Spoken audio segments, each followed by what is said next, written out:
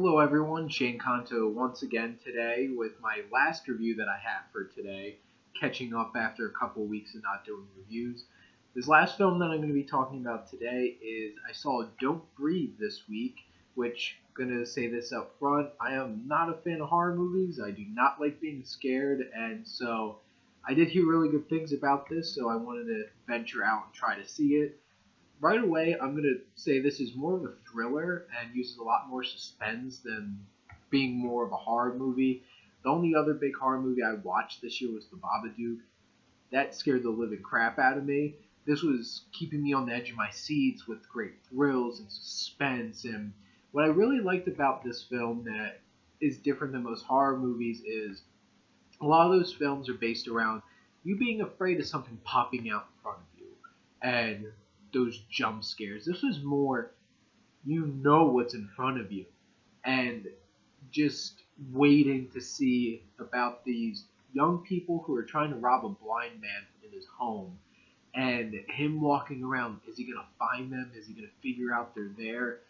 It's so gripping and thrilling on the edge of your seat, and a lot of that has to do with Fede Alvarez, who directed this film, produced by Sam Raimi, who made Evil Dead. So right up Sam Raimi's alley, but he is such a talented young director, and what he does with this film, with the camera work and setting up shots where it's like, you look at the shot and you realize, holy crap, he's right there, but it's like, is something going to happen? You don't know, with the blind man walk around his home, and just fantastic camera work. And one of my favorite scenes of any movie this year was a night vision scene where you're walking around pitch darkness and nobody knows what's going on, a la Silence of the Lambs, and that was fantastic.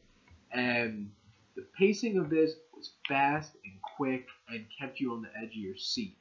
And the thrills just kept coming. There were some amazing twists and turns in this film that I did not expect. And I'm so glad they were there, because it made it so much more than just like, okay, this blind man happens to be a veteran and can handle himself. There's much darker things, and you're not quite sure who to root for and who to support, and that makes it so great because these characters have so many layers and motivations that are understandable but dark motivations, and that's really cool. Jane Levy and Dylan Minnette, who play the two main characters that are stuck in this home, you can feel the fear, and you're right there with them, and you can read it all over their faces, and it's fantastic. They did some very good work for this film.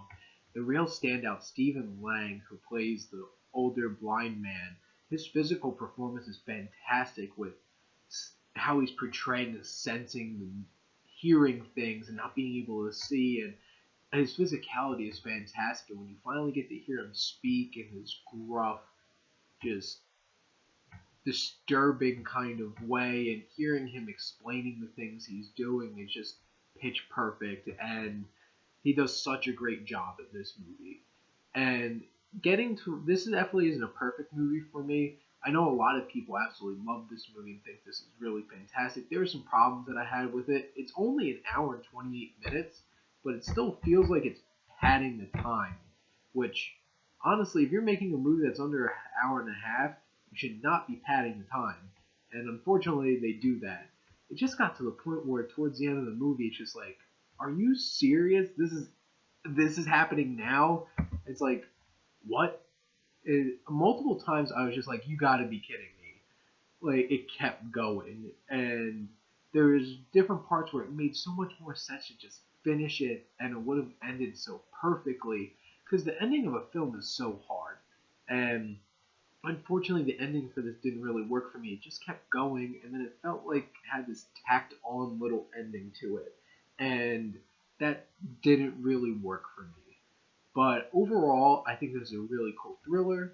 I would suggest checking it out. If you get scared really easily, if suspense is really bad for you, do not see this movie, because this is going to keep you on the edge of your seat the whole entire time.